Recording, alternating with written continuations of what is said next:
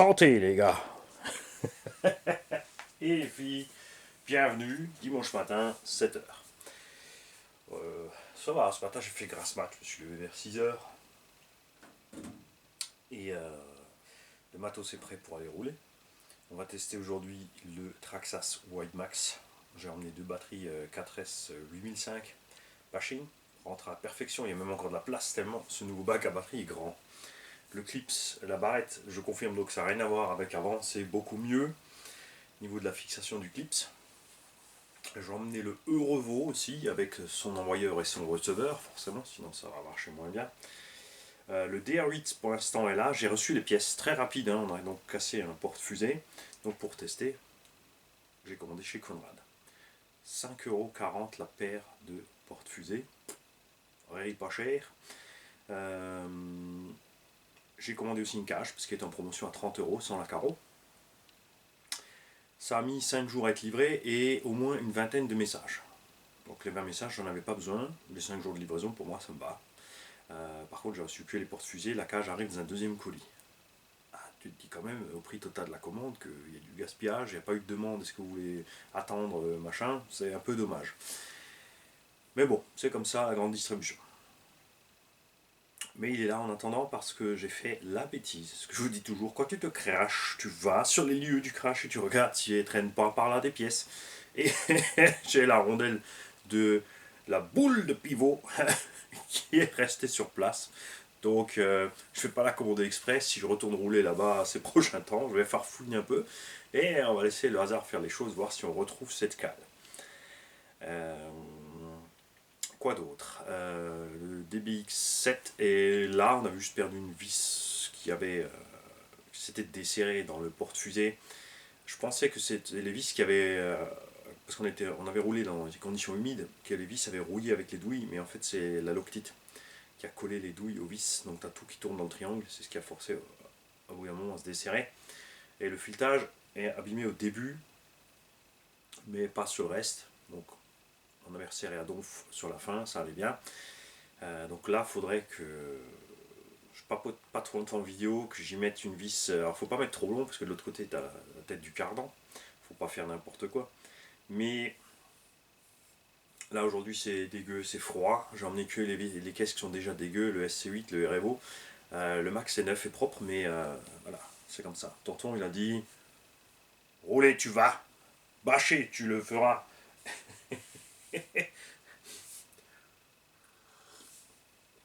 Car chez moi, destin atrocement dégueu l'attend.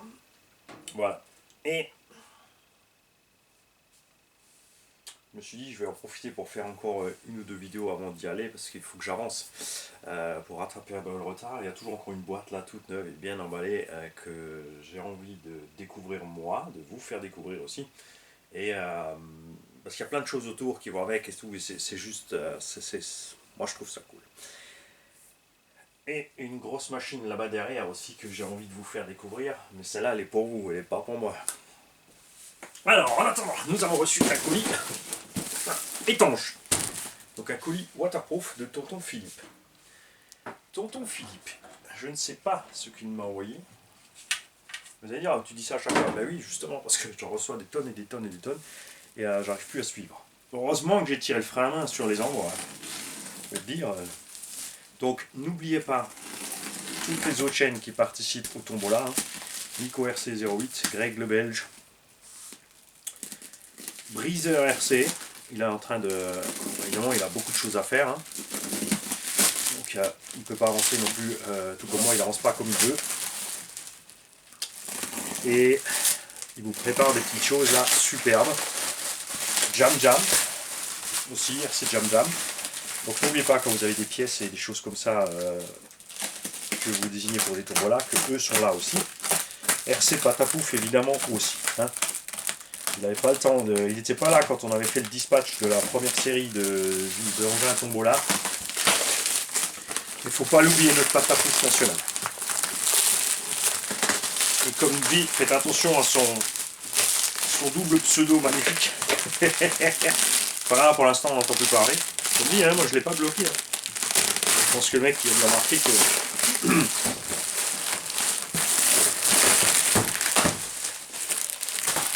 Alors, tonton Filou, t'as exagéré. Ah, douce. Si vous avez une chaîne RC que je ne connais pas, signalez-vous les mecs, n'ayez pas peur de dire je voulais pas déranger ou je voulais pas me mettre au milieu. Non, vas-y, mets-toi là, pose-toi en plein milieu, dis voilà, moi j'ai ma chaîne, je fais ci, je fais ça. Présente-toi, n'hésite pas à me contacter par mail, à m'envoyer une vidéo qu'on peut diffuser par Smash. Tu fais une présentation de toi, de ce que tu fais, de ce que tu as envie de faire, où tu veux en venir.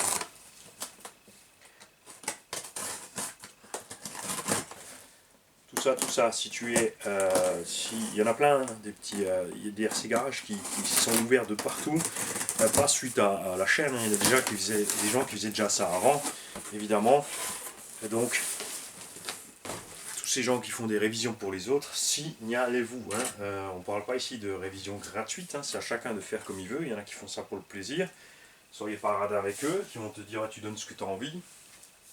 Il y en a qui font des trucs payants parce qu'ils vivent de ça, ou ça fait une partie de leur système de fonctionnement, normal. Hein.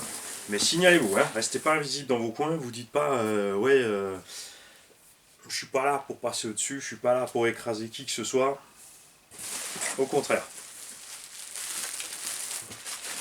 Alors, tonton Filou nous a envoyé plein de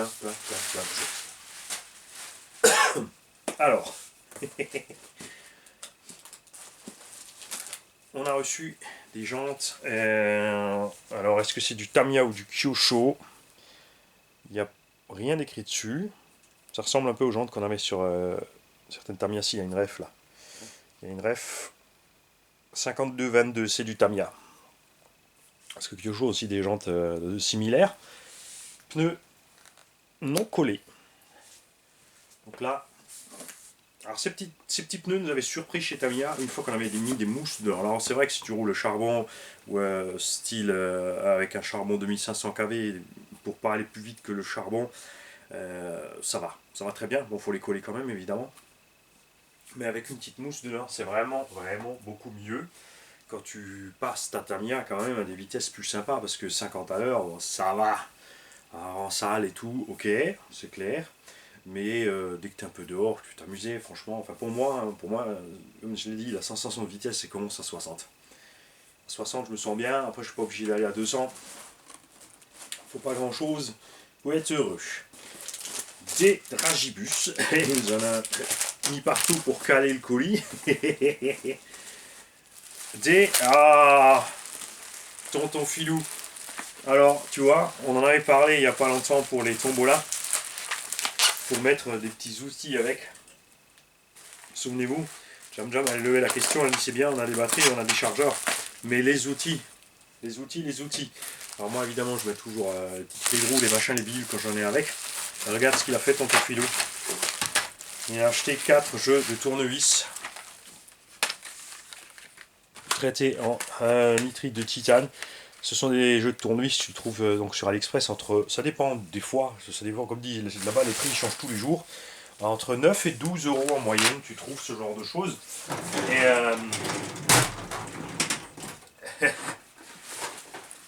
puisque moi, j'avais pris ceux-là pour moi, pour refaire mon set d'atelier. Tu vois, il me manque juste encore les gris, comme ça je pourrais mettre chaque fois un rouge, un orange, un bleu, un gris par set, comme ça pour avoir le repère des couleurs. Ça j'en ai dans la caisse à outils. Il y en a dans le poste de travail annexe, oui, j'ai un poste de travail annexe ici qui sert on a un atelier et tous ceux qui passent par là pour bosser. Voilà, ceux-là ils étaient un peu plus chers, c'était je crois 13 ou 15 euros par là. Ouais.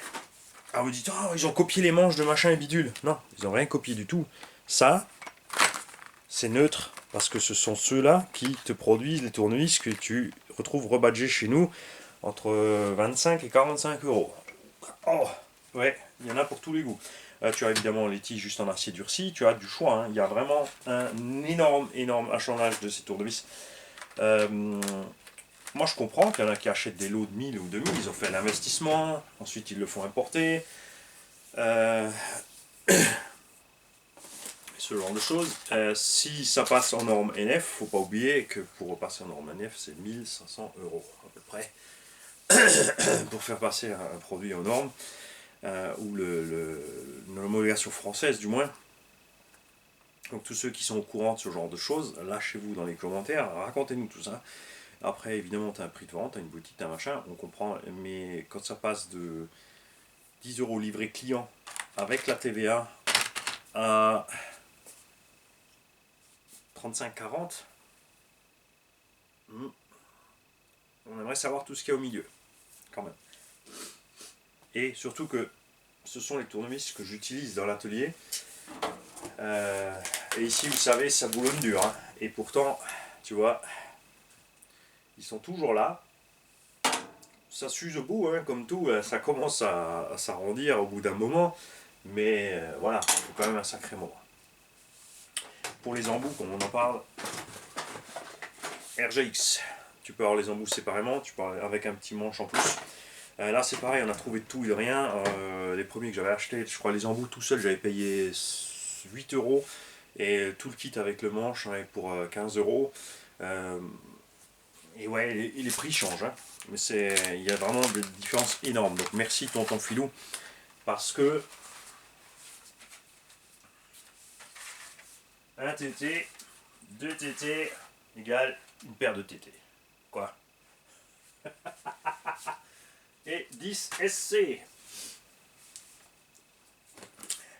Ensuite, un pack de Varta Énergie industrielle. Non, c'est juste les Varta Énergie tout simple. Merci tonton Filou. Donc ça, on va mettre dans le tiroir. On sort toujours les batteries pour équiper les radios et ça tombe bien puisque on a reçu plein de tonton Benjamin. Moi j'avais acheté un lot de 40. J'en ai reçu de tonton Benjamin, j'en ai racheté un lot de 40. Tonton Benjamin m'a grondé, il m'a renvoyé un lot de 40. Et figurez-vous que les mecs ça y passe. Hein.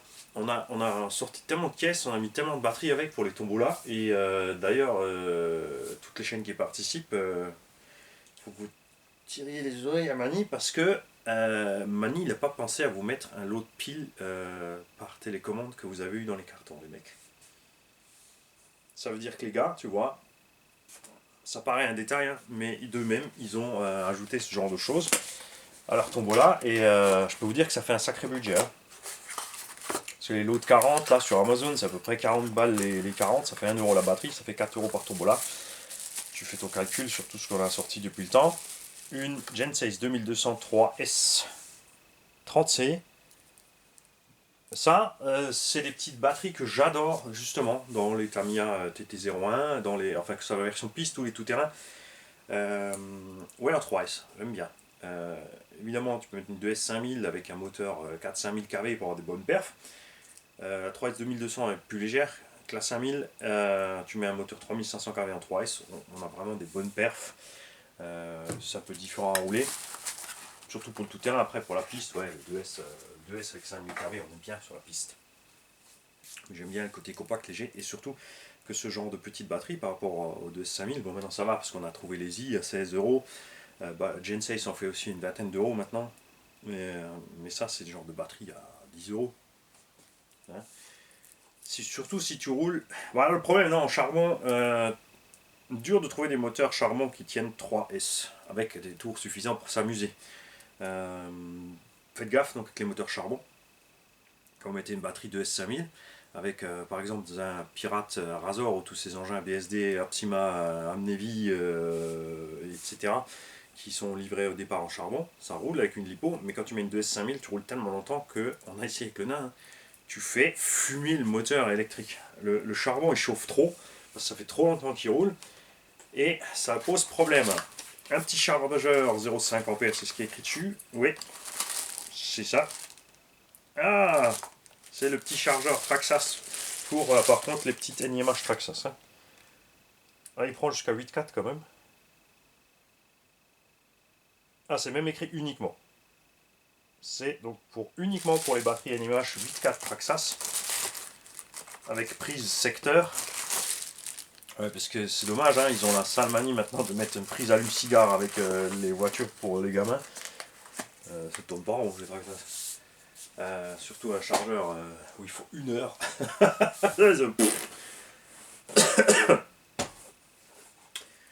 On a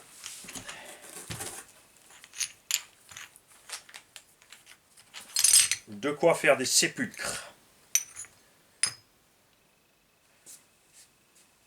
Alu 70-75.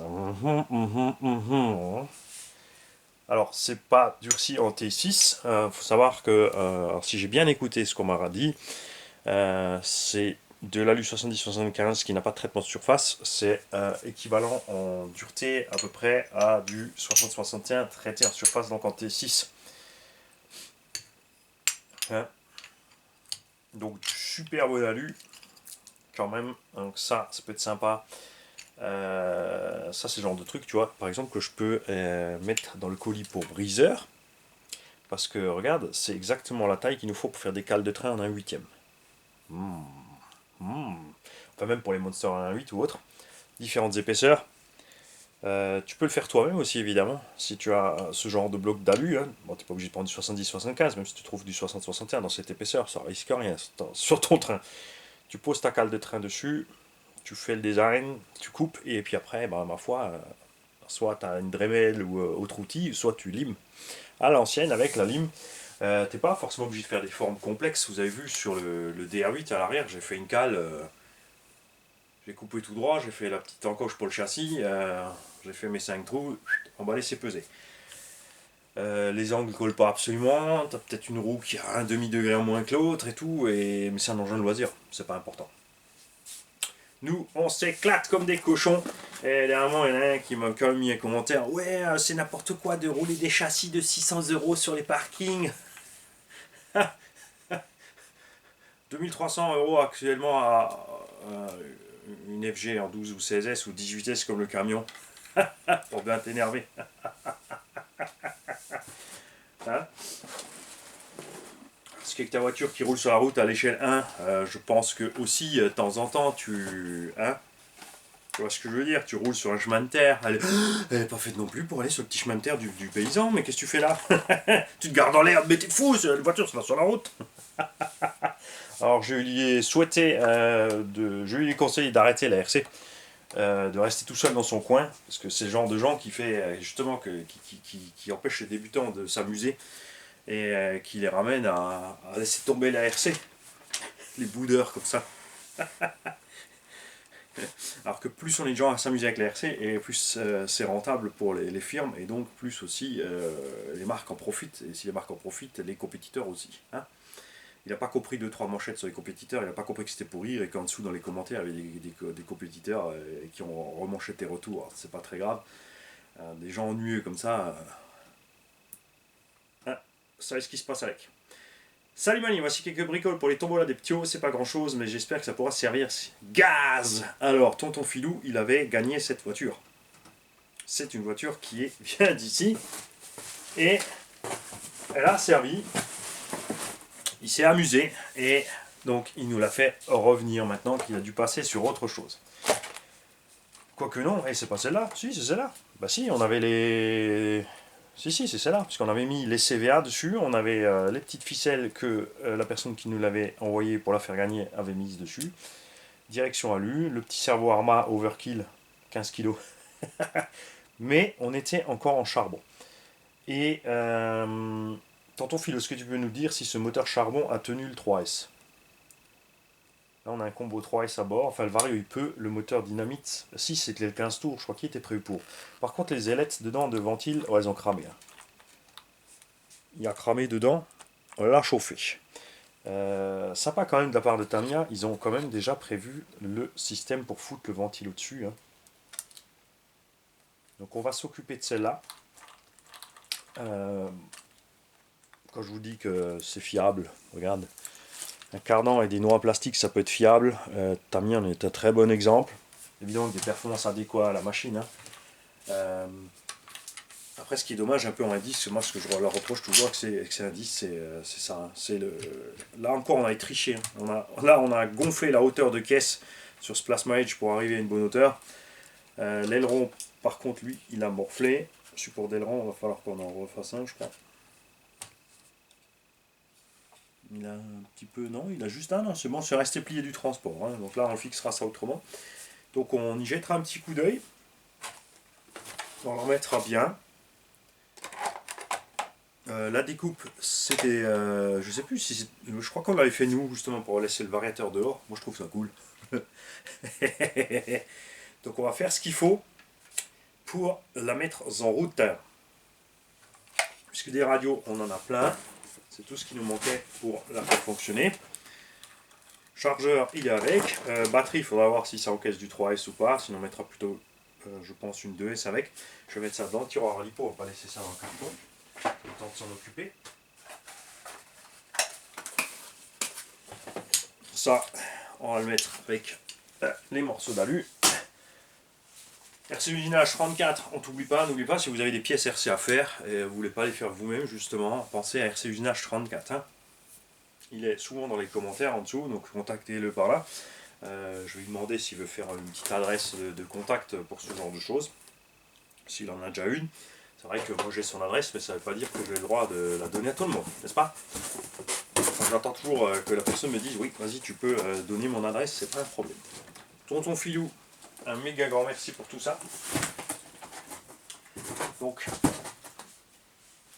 ça aussi, c'est des choses qui font plaisir, tu vois. C'est quelqu'un qui a gagné une tombola sur la chaîne et là, maintenant que l'engin sert moins ou plus, ou que ça a évolué, ou que le petit qui a roulé avec a arrêté la RC, parce que bon, c'est comme ça, les petits, c'est normal, hein, ça change. On a tous fait ça, on a fait ci, on a fait ça, on s'est lancé dans ci, on s'est lancé dans ça, et au bout d'un moment, les choses, elles restent là où elles sont, à traîner. Et là, les machines reviennent pour pouvoir en faire profiter d'autres.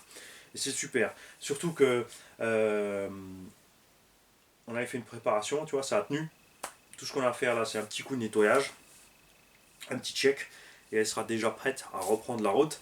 Si au passage, parce que oui, on a reçu d'un tonton des... J'ai ici deux petits variateurs de S45 ampères, J. Donc c'est du rebadge Sky RC. J'ai ça. Et tout ce que j'ai ajouté à ça, je vais en recommander. Tu vois. C'est là que tu vois à quelle vitesse ça part. Hein, avec, on va profiter pour commander quelques moteurs de base en 3650, 3652 par là, des trucs pas trop violents.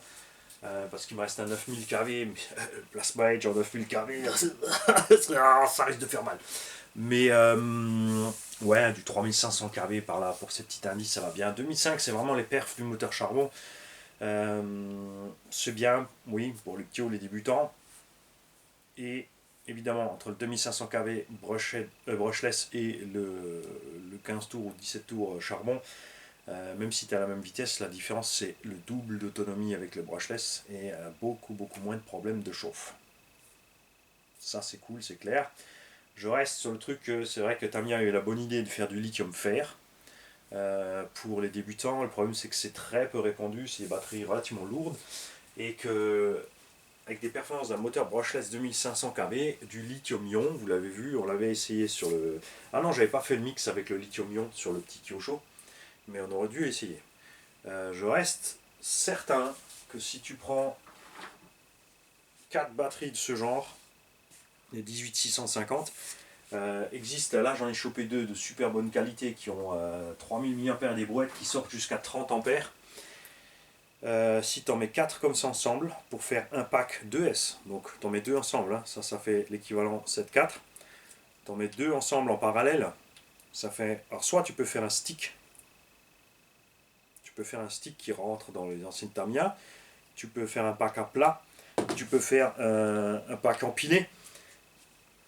Il y a moyen de faire une batterie correcte, légère et où le risque est, c'est une batterie, il y a toujours un risque même en NIH, le risque est vraiment minimisé à donf pour le petit, où il peut rouler jusqu'à la coupure, il n'est pas obligé de vider comme les NIMH, passer en, tu vois, laisser tourner la voiture jusqu'à ce qu'elle s'arrête pour que ses batteries soient bien vides, pour pas avoir d'effet mémoire et tout le tralala.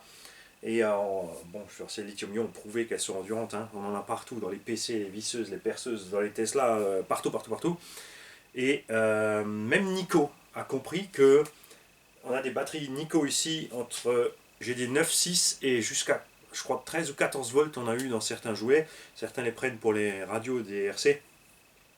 Si Nico te fait des batteries de 3-4S dans des jouets de cette taille-là, pourquoi est-ce qu'en compétition 1.8, ils s'obstinent à bloquer les compétiteurs à 4S?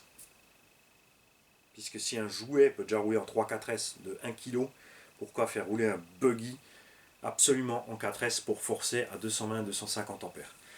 C'est pas la faute des compétiteurs, c'est la réglementation. Parce que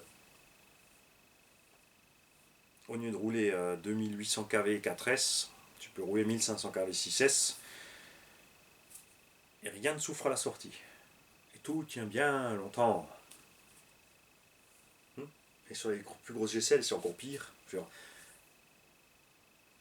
vois que les 1/5 de l'Audi DBXL, 15 kg le bestiau, livré en 8S, je comprends parce qu'il n'y a pas encore beaucoup de fabricants qui font des varios 12S de série simple d'utilisation. Il y a évidemment le Beast Pro 300, mais il est très encombrant, il fait 600 grammes, il est énorme, il est lourd. On attend impatiemment la version Bubing, on attend impatiemment une version Castle. Tu vois, dans la taille d'un Max 5, un peu plus gros en 12S, ils sont dessus, hein, ils nous l'ont dit, il y a plusieurs avoir écrit pour demander où ça en est, ils sont dessus.